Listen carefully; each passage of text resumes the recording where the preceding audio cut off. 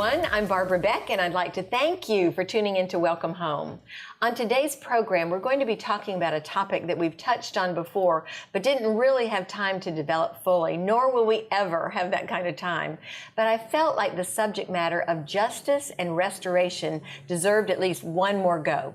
If we're really interested in cultural change, and I think we can all agree that there are multiple things in our society that need drastic change, then we need to be discussing what is fair and just in our world and what needs improvement, particularly in the realm of criminal justice. We've learned a lot in the past, and we're trying to shine a light on dark areas that need to be illuminated. The more I read and study this subject, the more I realize that change needs to happen in our society if we're going to be any closer to living like Jesus would have us live. Jesus never intended for people to be treated unfairly, to be discriminated against, to be marginalized. But it happened in his day, and it's happening now. You're going to really receive a blessing from our distinguished guest later on in the show, who actually understands firsthand the injustices that have occurred to her personally as a result of being incarcerated, serving her time, and then being permanently disenfranchised in our society.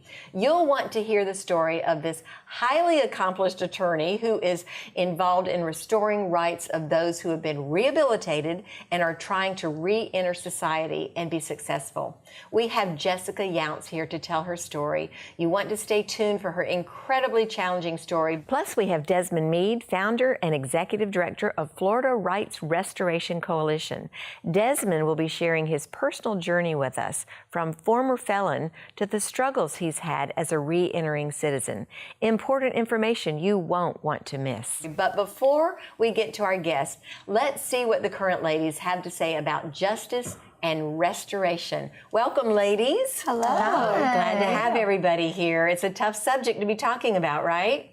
Well, Lee Swanson, Vice President of Community Relations at RTS, Reformed Theological Seminary, you have been, I don't want to say incarcerated, but you've been in prison for 5 years, right? Well, I was a volunteer chaplain. I was a volunteer chaplain in the Seminole County Jail for 5 years, so I do have a little bit of experience working with women, and learning their stories as they were incarcerated. And I think something I realized when I first went in and I got to know these women and just fell in love with them and heard their stories, and so many of the women who were incarcerated had been victims themselves. And my heart went out to them. I wanted so badly to help them as they were being released. I wanted to do everything I could to come alongside them.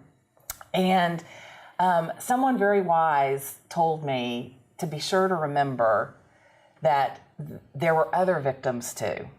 And I had the opportunity during a hearing to spend a little bit of time with somebody who had been a victim of crime. And so it was just a good reminder to me that this is really a complex subject, and that we can, champion one side and then champion the other side, but that these are real people with complicated stories, and that crime has multiple victims, and that while we certainly want to do everything we can to come alongside people who have been incarcerated and see them, restored into society, there are people who have been victims of crime. And so I think that's part of what makes it so complex, is I think we all want to do the right thing, but sometimes the right thing is very muddled because there's so many victims. My understanding, too, is that, and we've talked about this a little bit before, that if you are incarcerated and labeled a felon, then when you get out of prison, you are disenfranchised. You have no right to vote. You have no right to get public housing and maybe even rent housing without public assistance. You can't volunteer in your child's school. There are a lot of collateral consequences of being labeled a felon. And it sounds like, okay, yeah, you're a felon. You shouldn't have any kind of rights restored. However, when we start looking at what a felon is, then maybe our hearts are softened a little bit. And I'll tell you a couple of examples. A felon can be somebody who disturbs a lobster trap in the Keys. A felon can be an 18-year-old kid who steals a $300 cell phone. A felon can be someone who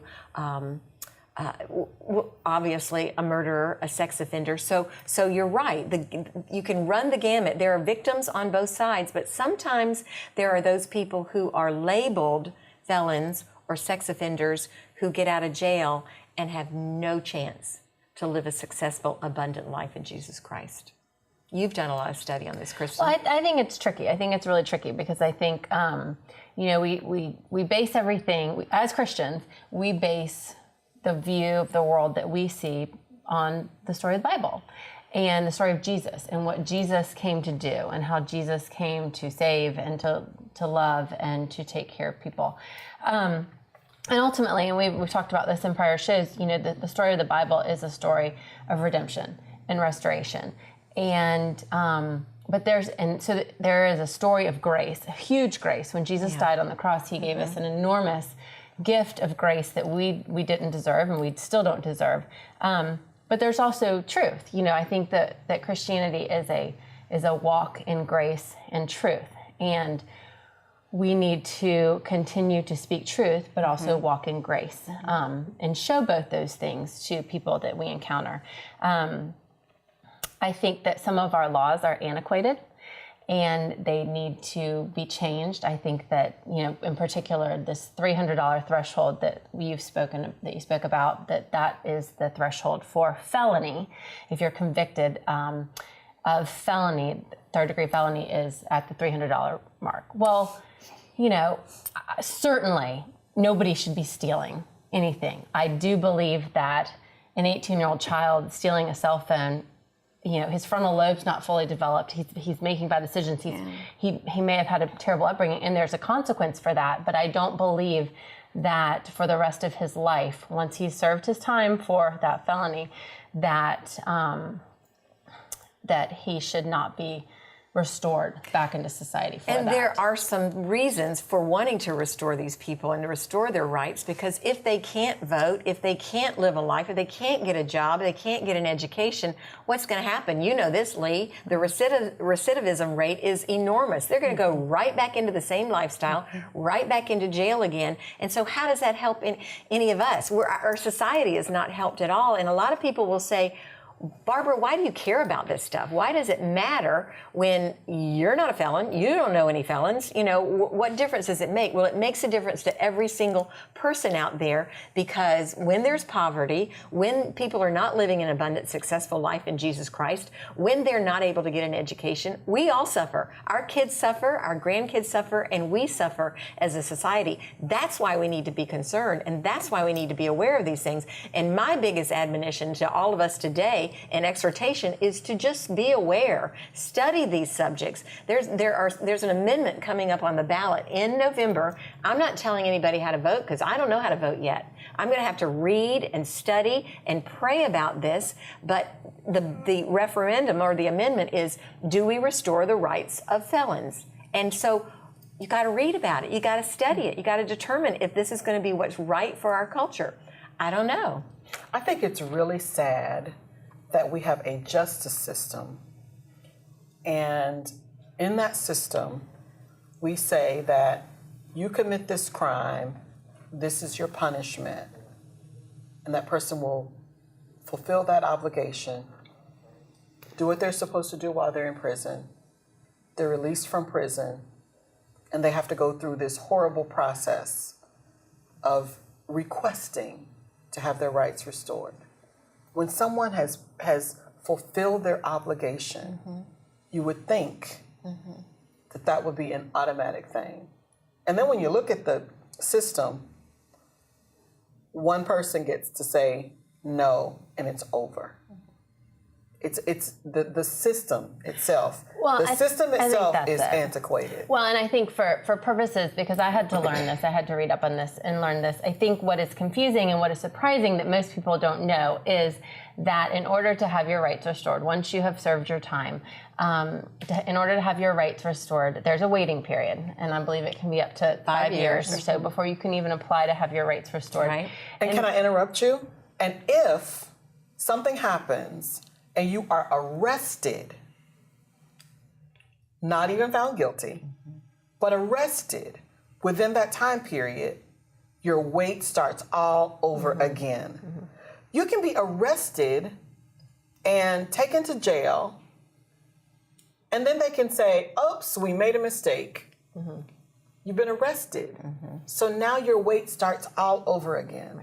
Not because of anything that you've done, but just because that's the way the laws are set And not up. even just that about being arrested again, but there is a 14-year average wait time once you get out of jail to be able to go before the clemency board and to see if you can have your rights restored. 14 years is a long time for you to sit around and not be able to get public housing, not to be able to go back to school, not be able to possibly get a job because you're labeled a felon, not be able to volunteer in your child's school. So there are a lot of things that are happening, and I do want our viewers to hear this because this was stunning to me to learn that Florida, Iowa, and Kentucky are the only 3 states that don't restore rights immediately. So yes, there is a process by which we can get rights restored once you get out of jail, but it takes forever. And it's not, and 20,000 cases right now are pending. If you're one of those people and you've applied to have your rights restored, you're going to wait 14 years and you're going to be one of 20,000 petitions out there. How's that ever going to happen? Well, I mean, I think what I was trying to say is I think that the system is just tricky because, if we just talk about injustice, if you're one of 20,000 people and you want to go before the clemency board, I believe the clemency board meets 4 times a year. 4 times a year, and they can hear about, is it 80 or 100 cases? It may be up to 200 cases on that one day. So let's say generously the clemency board can hear 400 cases a year.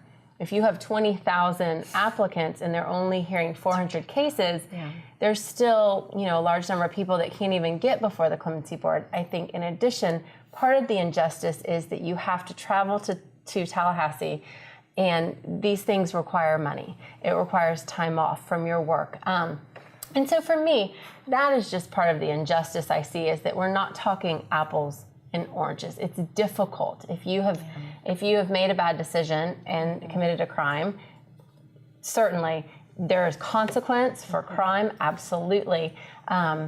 It's just once you have served your time, I think that's where the tricky part. And honestly, I think the justice part is so huge, and it's hard for us to say, well, how do we even tackle something like this? Because I'm just little old me. Right. But I think the parts that we can do as Christians is we can learn more, we can read up. Not everyone has to feel the same. I'm not saying you have to feel one way as a Christian, but I do believe that it's an important issue to grapple with and to say, how would Jesus, see this? What would Jesus do? What are we as the church doing to help those in prison, coming out of prison, to help people before they make decisions to get into prison? I think there's plenty that we can do through our own faith that can help keep people out of the criminal justice system. And then that's stopping things at the forefront. I think part of what is complicated about this conversation, as I was doing a little bit of reading, getting ready for this conversation, was that there's actually a couple of states who do not suspend someone's right to vote even when they are incarcerated. Yes, I saw that. And so there are degrees of how we apply these consequences. So in some states, felons can continue to vote even while they're incarcerated. Then there's states that your rights to vote are immediately restored upon your completion of time in prison, but not while you're having to do parole or probation. So the idea of restoring rights isn't just, it's this or it's this. Right. There's lines that get drawn all along the way, and I'm thinking, what happens if somebody comes out and what if they're not repentant? It's interesting because, when you think about what Christ has done for us, the way we receive that is through repentance, right? And so if we're drawing some conclusions based on what's been done for us in Christ, there is a threshold there of repentance is how we receive what Christ has done for us on the cross. And so I was thinking, gosh, well then, I don't know the answer, but if somebody comes before the clemency board and isn't repentant, it's like there's so many complex situations that it's really hard to know what to do in broad brushstrokes. And that was one thing I learned in the jail was it's so individualized, and yet we do need a system in place. And there has to be laws that govern these things. And so I don't know what the answer is, but definitely we need reform. I don't think that there are any easy answers, otherwise it would have already happened by now. Right. But I have spoken to, in fact, somebody emailed me last night, 3 o'clock in the morning, and she's very passionate about this subject. She was a felon at the age of, I believe it was 19, and she was in the car with somebody who had some drugs. And so whether she partook of the drugs or not doesn't matter. She went to jail for 7 months, and to this day, she's real close to getting her PhD. She is a very accomplished person in so many ways. Well, she sent me an article, and she said, or several articles, in the middle of the night. This was just so heavy on her heart before we talked about it today. She said there are so many mislabels, too, about this particular amendment that we're talking about, restoring rights to felons, excludes murderers and it excludes sex offenders. And she said, but Barbara, you got to know that there's some labels that are inaccurate, too, and that need reform. For example, if somebody is 19 years old and he is dating a 17-year-old girl, and that parent turns in that 19-year-old boy and he goes to jail and he's labeled a sex offender, then he has no rights for the rest of his life. He is a sex offender and he's done in so many ways. You know what it's like. You know what we all think about sex offenders, right? You know, you have this horrible feeling about them, but maybe that's a label that needs to be reformed, or maybe that's a different kind of a definition for that label. Elderly people can be called sex offenders because of mistakes they've made in the past. Autistic children are often labeled sex offenders. A murderer is a felon. A murderer is someone who is in jail maybe because of self-defense. There's a case right now that's all over social media. I don't know if you've seen it or not, but it's about a young girl who was trafficked when she was 16 years old and by a 43-year-old man, I mean heavily trafficked. She went to jail for killing this guy. After several years of being trafficked, she killed the guy in self-defense because she thought her life was in danger. She will be in jail until she's 69 years old, and if she gets out then her rights are never going to be restored because she is a murder. So anyway, like you said, Lee, I don't know what the answers are. I just know that people a lot smarter than I am know a lot more than I know. And at least what we need to do is be talking about these things, having these conversations, recognizing that there's an amendment coming up in November that we need to be aware of, do some research on before we go and flip a switch or color in yes or no. We need to know what it says and understand it, and then form an opinion based on prayerful research. And I love that you say that, because I think the Bible says to be wise as a serpent, Yes. gentle as a dove. And I think it's good to have these conversations, and everybody's going to have different opinions and different thoughts on it. But I think the more that we hear, and it's been nice having you on too, just to hear all the different sides. Right. Two of my best friends, their husbands were incarcerated, and so they've got out. And, you know, I'm really proud of them because they both have built extremely great companies.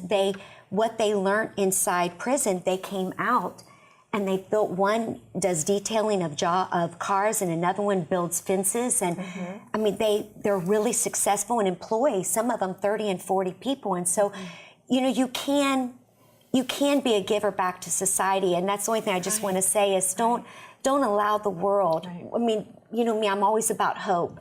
But I just feel like the people that are out there that you can take this and think, oh, my life is over. I just want you to know that God is not stamped done on you, and that your life matters, and that your children, if it's your son, it's your daughter, if it's you, you know, God is a restorer, and He can bring something that looks dead, and He can bring it back to life, and that's what He does. And so I just, you know, want people to have hope. Well, and I too want to just applaud some of the ministries and groups that are working in jails and prisons, like the one you were involved in. A few years ago, my husband Chris had the opportunity to go out to Colorado and visit a prison out there with Scott Lee, who at the time was part of Good News Jail and Prison Ministry. And Chris was able to visit with some of these inmates who were in there for life. A couple of the guys had committed murder years ago, and the Good News Jail had come in and really just had a really on fire ministry in the prison out there. And to this day, maybe it was 5 years ago Chris was out there, to this day Chris receives letters from some of these inmates that he developed a relationship with. They are some of the most spiritual, kind, purposeful emails. I mean, these men will never get out. They have no hope of being out, but they found hope in Jesus Christ, and they know that their role now is to spread his love in the prison and to encourage others outside of the prison. And I know it's been a huge encouragement to Chris, but I think exactly what you're saying, for people who feel like there is no hope, there's always hope. Well, you know, oh, sorry, go. I was just going to say, we didn't choose who were our parents, right? And so each of us sitting here can't imagine actually maybe being incarcerated ourselves. However, I say to my kids all the time, we are all, I mean all, me, you, all of us, one decision away from some really bad things. Or accusation. Oh, right, or accusation. Like the woman who emailed you, right? She just got in a car with this person, and then she is a felon and went to prison. I mean, so there we go, but for the grace of God, I say all the time. And those people that now write to Chris, you know, they might not have ever even heard of Jesus Christ before. So again, God made no mistakes with who they were born into and where they are now, right? Because they're living out a life of wonder inside the jail. It's just, you know, not maybe where they want to be. But we just have to be so careful. And I think it's frightening, really, that our state is so off the mark with other states. How is that possible that, you know, all the states are different? They should all be the same and But get on I the didn't same. know this, I didn't either. until I started doing some Right. studies. So Right. if nothing else, we just pray, viewers, that you will become informed, that you'll read some articles. There's so much out there to read and to learn about. Ask some friends. Have these discussions at home. What does it mean to restore rights to felons? And I think that these are some conversations that need to start happening. More awareness needs to be raised on these issues. I have one final verse I want to share with you. It comes from Psalm 103, verse 6. It said, "The Lord executes righteousness and justice for all the oppressed." Really, we don't need to be the ones doing this. The Lord is going to take care of it. But we do need to be at least informed. And then another verse, oh, I love these. It is speak up for those who can't defend themselves. Speak up for the rights of the destitute, the poor, and the needy. Be one of those people who speak up. That's all the time we have now, but we've got more coming up, so stay with us. That's what life is all about. That's what really brings us the joy that we seek, because prior to that, I was searching for that joy. And I didn't even know I was searching for it. Right. And it led me to drugs, it led me to other things, trying to find that space and trying to understand, why am I here? What's my purpose in life? And so once there was a connection, that all God wanted me to do was to give back. Right. That was it.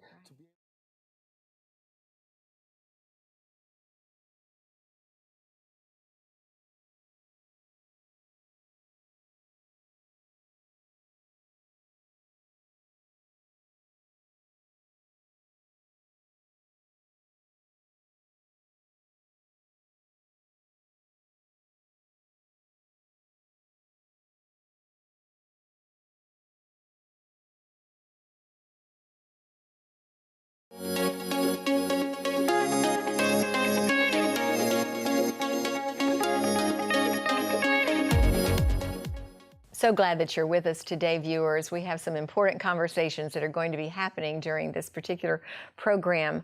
We're talking about injustices and some societal issues that probably Jesus would be talking about if he were on our planet right now, besides in all of our hearts. If he were walking on this planet, I think he'd be concerned about some of the things that we're going to be talking about. In particular today, I have a guest that is, I just feel super honored to have him with us. He's been on a panel discussion with us before with Dr. Gabriel Salguero, but Desmond Meade is here with us today as the founder and executive director of the Florida Rights Restoration Coalition. He's going to be telling us about his story and some of the things and challenges that he's faced during his years as a Christ follower and as a former felon, if I may say that, right, Desmond? Yes, you may. One of the terms that we use is returning citizens. Returning citizen. I like that so much better than a former felon. You're not a former felon. You're a returning citizen. You paid your dues to society. Why are you a second-class citizen now? We're going to be talking about some of that. First of all, Desmond, thank you.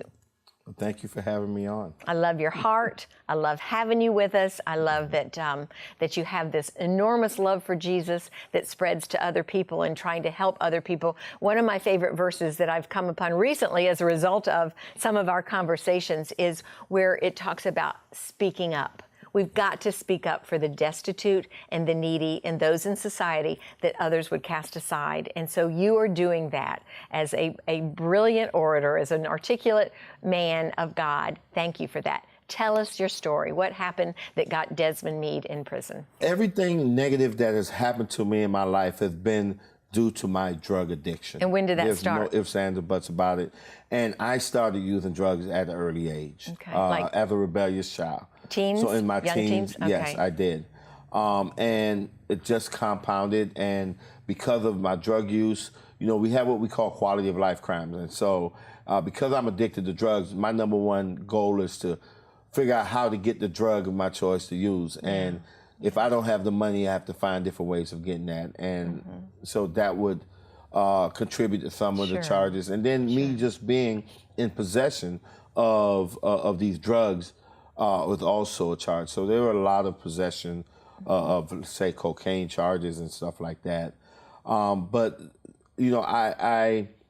I look at that period of my life and realize that period really does not define me. Absolutely. But what it does, it speaks to what God can take a person through. Yeah. And I'm here. I'm here as a living testimony.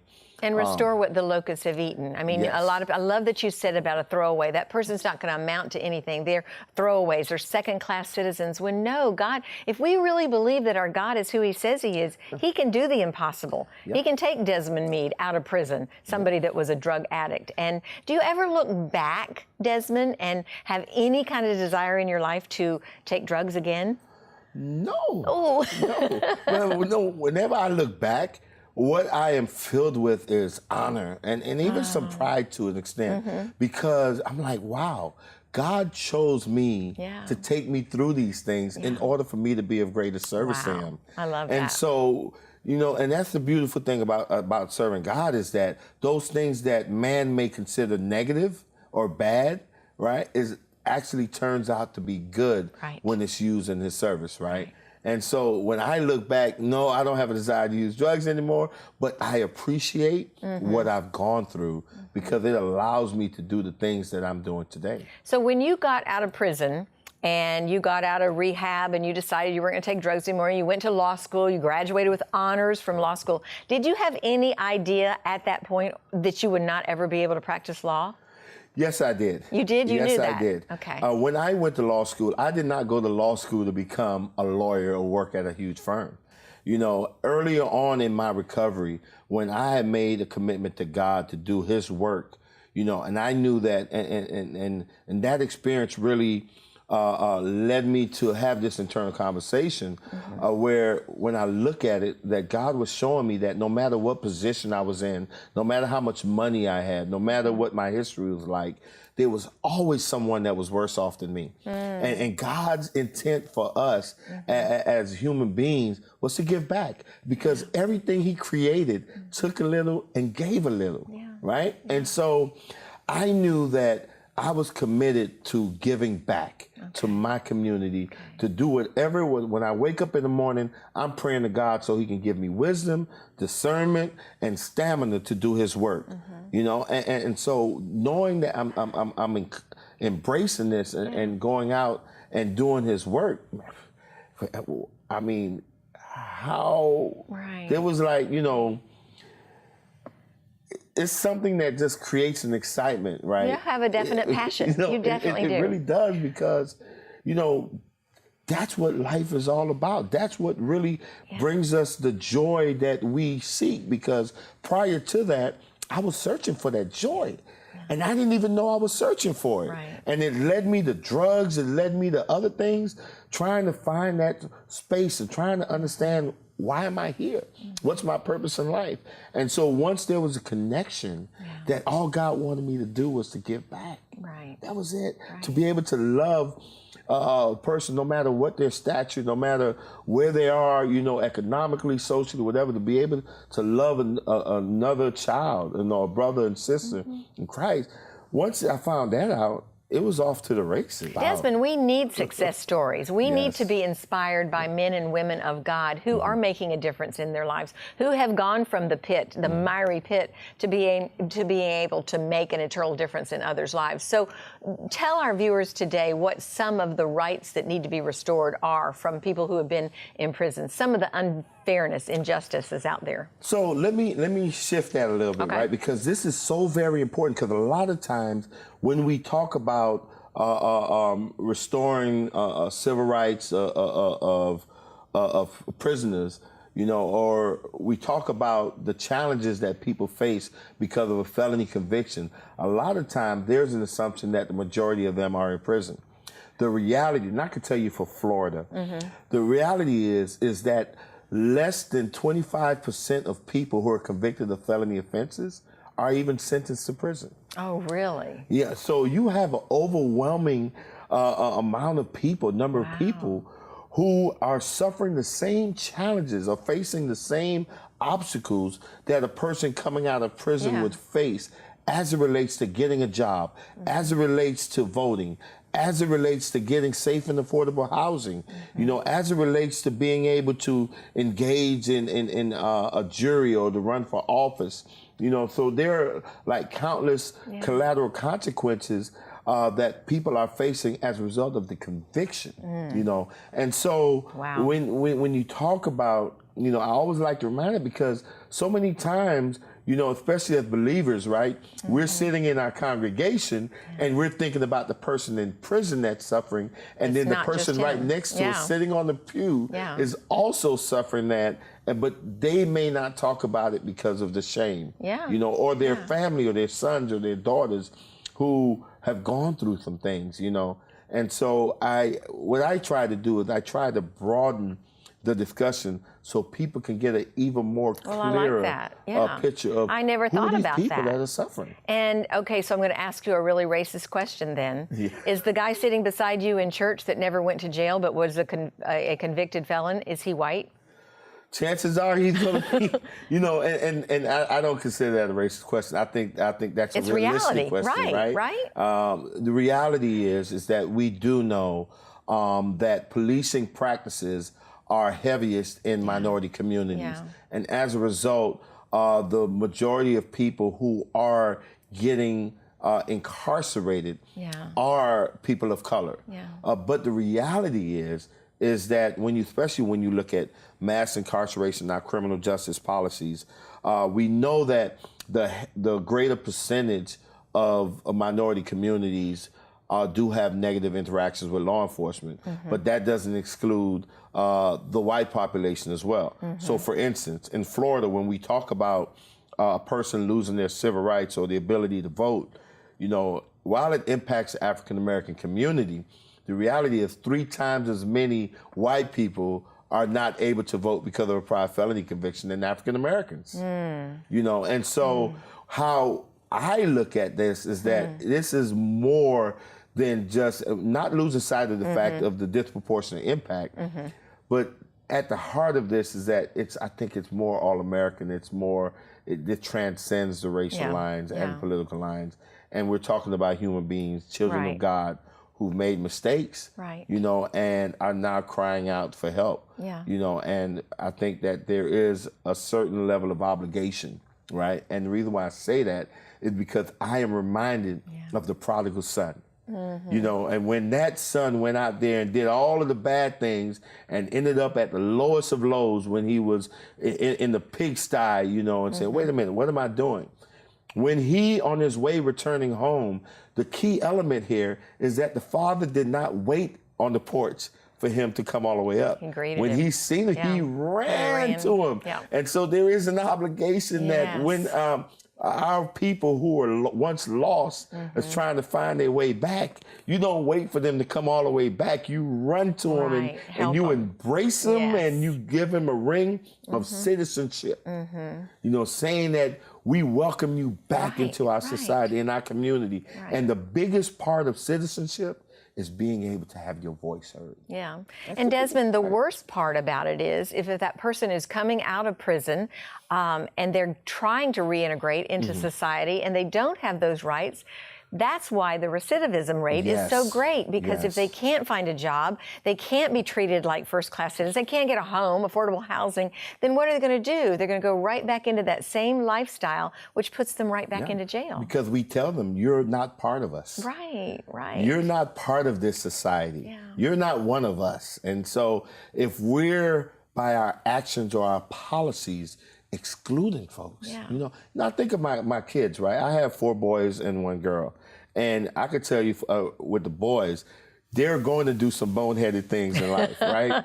And some things are where you shake your head like, what were you thinking of, right? That frontal lobe is Yeah, I just know, not like, developed what's yet, Desmond. happening? But here's the thing, no matter what they do, they never stop being my son. That's right. And you're not going to punish them never stop. forever for one little crime that they commit. You're banished from the Meade family. Right. You'll never be a Meade, Right. and you Yeah. lose all my inheritance. Right. Really? Yeah. No. The thing is that my son, if they do Yeah. something wrong, they're adequately or properly punished, right? But they're even forgiven during the punishment. Yes. That's the whole thing. Yes. You know, and they're punished in a loving way, in a correcting way. You know, I'm not punishing you to hurt you. I'm punishing you to correct you. To and restore you and then There you redeem go. your life. Let's talk about just for a minute, because I think it's getting ready to change legally, and you'll know this better than I do, but I know at one point the threshold for being a felon was a $300 crime, Yes, right? yes. Stealing a $300 cell phone can get me in jail. Yes, Right? and that, you know, Florida seems to love to be the worst of Really? everything, right, in Yeah. the country, because in other states the felony threshold is 2,500. Wow. You know, you can. Are we trying to change that in We're Florida? trying to change that in Okay. Florida, and the Florida Rights Restoration Coalition Okay. is a part You're of a that big part of that. change. Good. And one of the most beautiful things that I love about our organization is that we don't take on labels. And so our organization is comprised of people from all walks of life, even people that may consider themselves conservatives or progressives. We just come together under the lines of humanity and try to do what's right. And you know, when I'm thinking about it, everyone on our staff are believers. Wow. Right? And so I think that, you know, that is very helpful because we're coming from a place of love, you know, and we don't see all of the different lines. But even with this felony threshold bill, Yes. we were able to have one of our chapters in Fort Myers, Florida, actually play a prominent role in helping to move good. this along. Good. Because we know those limits were established years ago when gas was probably less than $2 a gallon, right? Yeah. And it hasn't been changed in so long. Yeah, and with the cell Wow. phones being so expensive, Yeah. you know, Yeah. if someone just takes a cell phone now, they're, you know, for the rest of their life, they're labeled as a felon. Can't vote. And they live in the state of Florida, they can't vote. You know, you was Yeah. talking about, let's imagine Jesus walking the earth today. You know, and I was thinking, we just got through with Martin Luther King's birthday and everything. And what I thought about was that if Jesus and Martin Luther King was walking this earth today in Florida, chances are they wouldn't be able to vote either. You know, and so Interesting. those things like that really, and the felony threshold bill really screams of the need of Florida to really fix its broken system. Well, and you're doing really that. get in line with but the rest that's of a the lot country. of what you're doing, and I appreciate that and applaud you for that. There is a bill that you worked very, very hard on that's going on the ballot in November, right? To restore rights of felons to vote. Yes, it's a referendum that would restore the ability to vote to individuals after they've served their time. It would not apply to people who are convicted of murder or people who are convicted of felony sexual offenses. Those individuals would have to go through the normal process. But for everyone else, once they have completely served their time or repaid their debt, that they'll be immediately given that opportunity to have their voice Are you heard. trying, I know that's a lot of what you do, are you trying to educate people about what this bill says? Because truthfully, here I am, white woman, right? Old white woman. I go to the ballot, I see it in November, and it says restoring rights of felons. That doesn't sound like a very good thing to do. You know, for me, if I had not been informed and I have not been studying about this issue. So are you doing a lot to get the information out there? There's two simultaneous approaches, right? One approach is really educating people on the current system, which was recently declared unconstitutional, by the way. and talking about really highlighting how broken this system is, where you have a person who have paid their debt to society and is still languishing 20, 30, 40 years later and still cannot regain their civil rights. So that's one part about educating people. Right. But the other part is I don't think we really need to, when we talk about the convincing part, my conversation is really tapping into the spiritual aspect of it. I'm tapping into your faith, because when you go to that poll and you say, okay, I am this older white lady reading this, what I want to stick out more than anything was when Christ was on the cross and that criminal asked him to be saved, that Jesus said that he didn't say you had to wait 5 or 7 years. Jesus said this day. And when we talk about our own salvation, it was immediate. You know, it wasn't no probationary period. And Jesus didn't ask him what he did. That's right. You know, that's right. Jesus didn't ask him what he did. He forgave because them. we have Moses, who was committed murder. We had Paul, who was once Saul. Right. You know, but yet, you know, I love that story, because I think it was Ananias who was like, Lord, are you sure you sent me the right person? This guy's been persecuting us, right? Right. And God said, no, I've chosen him.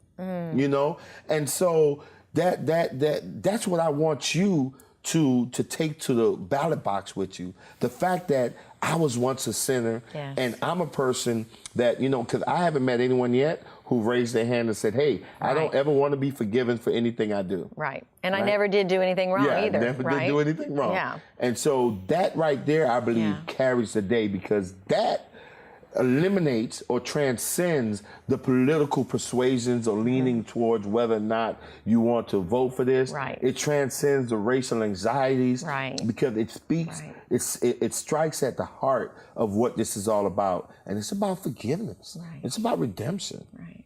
Well, God has forgiven you in a big way. He's forgiven me in a big way, Desmond, and I cannot thank you enough for being here with us today and giving us your story and giving us some insight about this referendum that's coming up in November. And again, viewers, I'm not going to tell you how to vote. I don't know how to vote unless Jesus tells me how to vote. So this is something that you just need to prayerfully reflect upon, and also to do a lot of research on, so that you'll get a better understanding. And as Desmond said, it's a spiritual issue more than anything else. It's a redemption, a forgiveness. It's a what would Jesus do kind of an issue. And I'm so glad that Desmond has put his life in order, that he's allowed Jesus to be the center of his life and to give us a little bit more about his story. So thank you, Desmond Meade. You're a man of God. Thank you. I thoroughly enjoyed my time with you. Love you dearly. Stay with us, viewers. We have more coming up.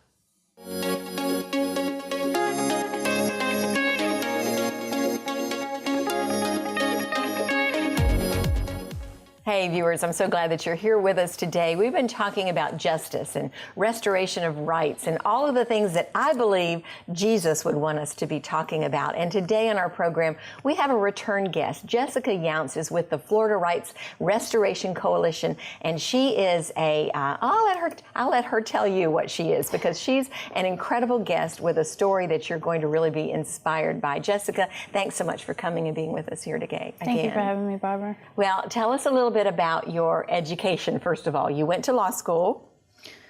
I got my undergrad from St. John's in New York. I went to law school. I graduated law school, and I passed the New York bar.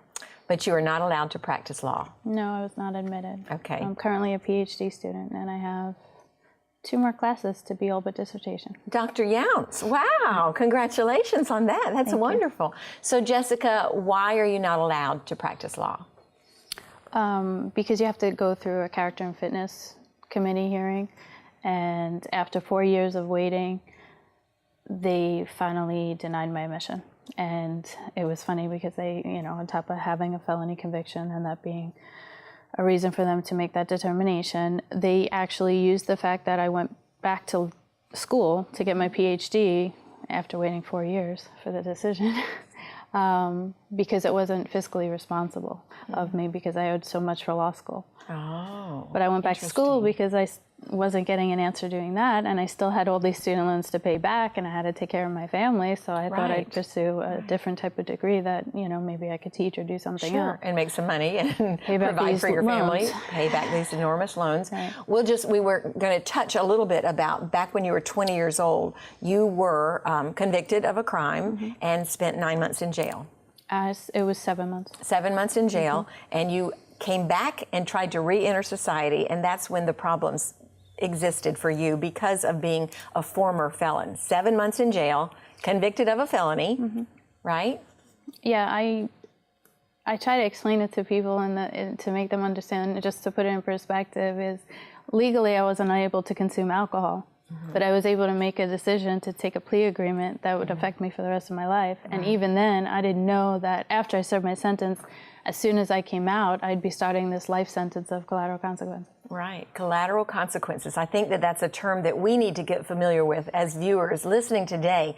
There are consequences for people who get out of jail, in particular if they've been convicted of a felony. Now, what begs the question is, what is a felony? That's a big question, right? So the threshold is $300. If I'm a 20-year-old, 18-year-old kid, I steal a $300 phone, get convicted of that, I'm a felon for the rest of my life in the state of Florida, right? Right. Well, they're working on changing that to $1,500. So not to condone any kind of theft activity, but to understand that, you know, a child or a young adult could make a mistake that ultimately can impact them for the rest of their life. And I think what we've mentioned, in fact, it was my daughter on the current panel who talked about this, and I think she said it so well. When our children do something wrong, they commit a crime in the household as young children, we punish them, they suffer the consequences, but we also forgive them, and they're not criminals with that offense for the rest of their lives. We don't continue to bring it up. The state of Florida continues to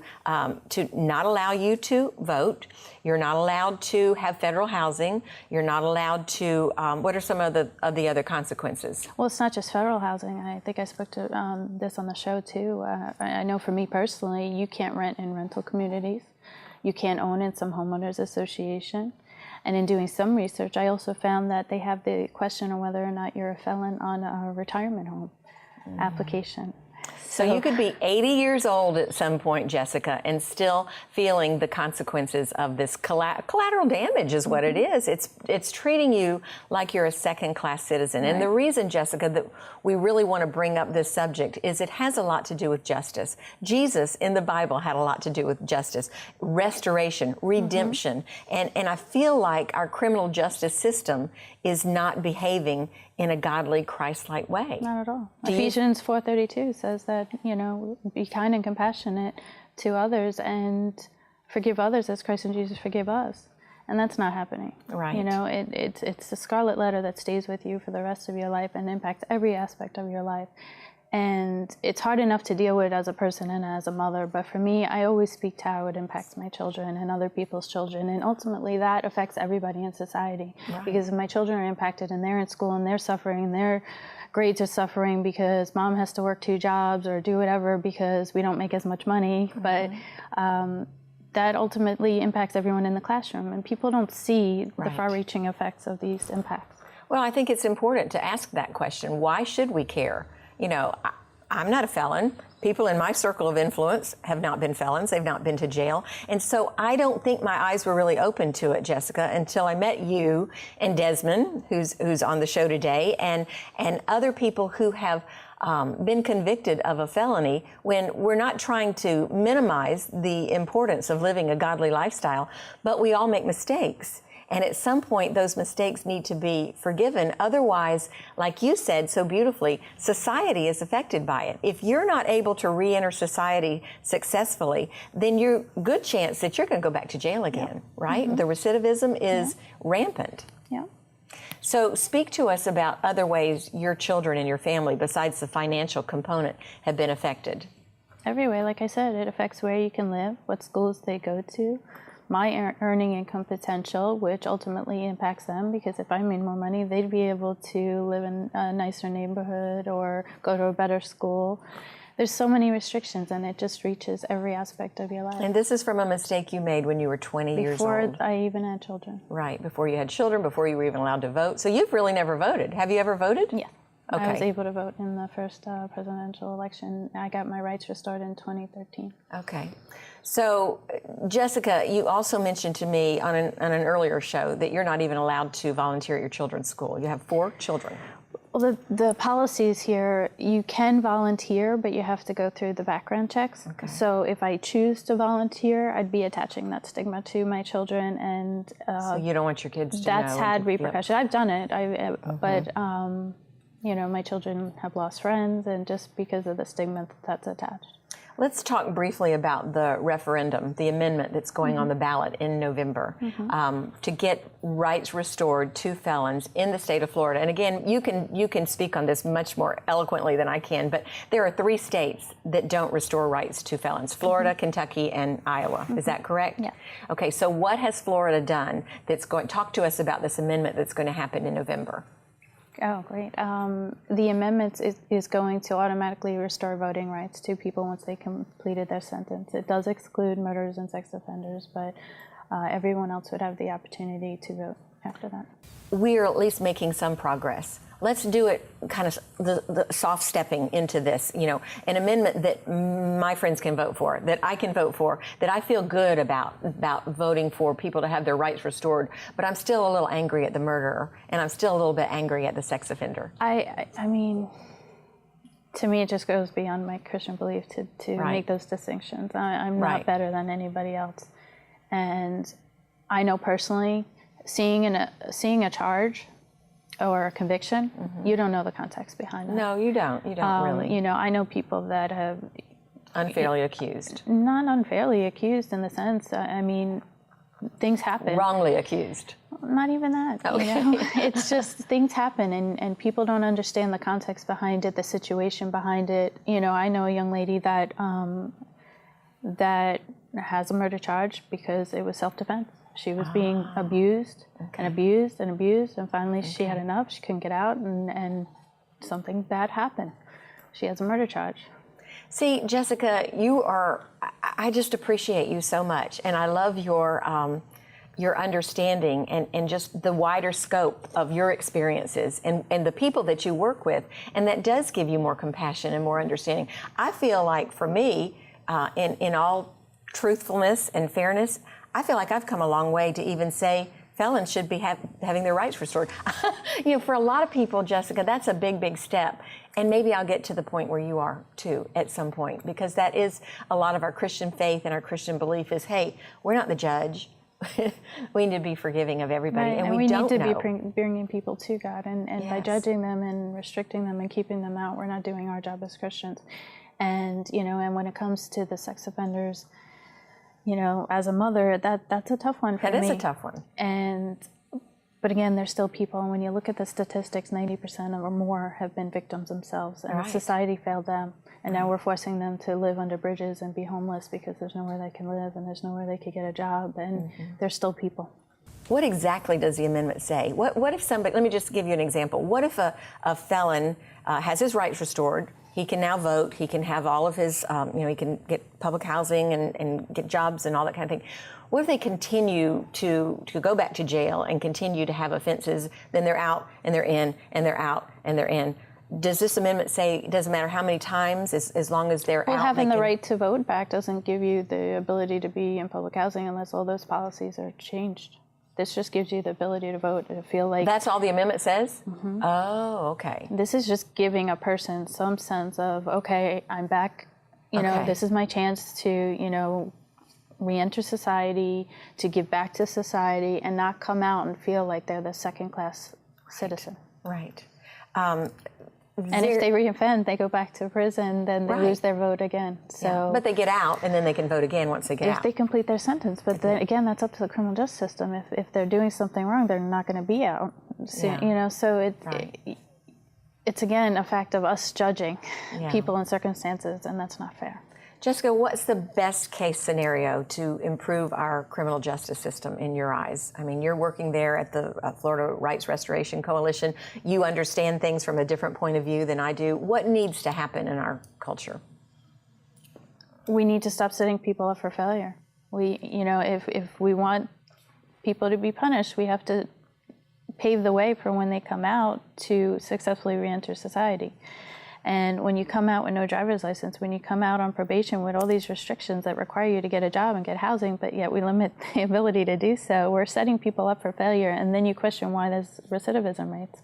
And it can't always be the person's fault because of all these systems that are in place. So how do we make it better? Start with changing some of the restrictions on policy. The criminal justice system will be a big task to, fix, but starting with the policies and the restrictions once somebody's released and completed their sentence, that would be a good place to start. Well, you are amazing. I appreciate, you're just like a little angel here today. I appreciate so much your love for other people, your understanding of this very complicated issue. Jessica Younts with the Florida Rights Restoration Coalition. She is almost a PhD. She is a former felon, but back when she was 20 years old, she served her time. She's helping other people get their rights restored. It's an absolutely complicated issue, that we hope that you'll continue this conversation at home and do a lot of research. There are all kinds of articles that Jessica has sent me to read about. And if you have questions about this, you can go to their website, which is on the screen for you today, and learn more about this issue and continue to pray for our criminal justice system and people like Jessica Younts who have a right to be more than a second-class citizen. We've got more coming up for you, so stay with us.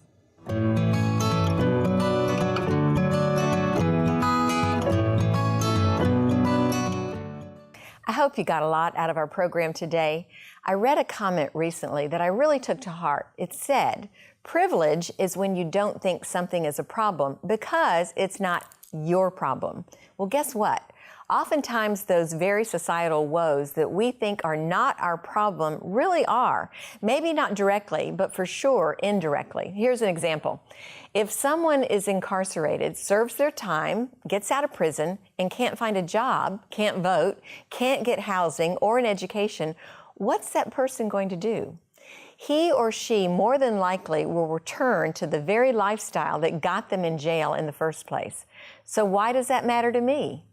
Well, perhaps I should put it another way. Why does that matter to God? I'd have to say that to God, every life matters. And if we're going to be like Jesus, then every life should matter to us too. That person who has difficulty re-entering society can no longer contribute in ways that benefit all of us. There are social and economic consequences, collateral consequences, that affect each one of us. There's public safety, unemployment, poverty, increase in crime, and an overall demoralization that happens when we turn away from the formerly incarcerated and place undue restrictions on their very new lifestyles, making legitimate employment very difficult. How can we expect them to do well if we prohibit so much of what they can do with their lives after leaving prison? Don't we want every person on this planet to fulfill his or her purpose in life? Once again, we're talking about a subject that has no easy answers. But what we want to communicate to you today is that we need to be informed as Christians and involved in helping solve so much of what is plaguing our country through social injustices and the need for reform. God can do this, but are we willing to do our part? Sometimes that might mean simply praying for reform. Sometimes it might mean getting involved more deeply. God's word tells us to speak up and defend the rights of the poor and needy, the destitute. I guess that's a challenge for each of us. And that, dear friends, is our note of hope for today. Thanks so much for watching, and God bless you.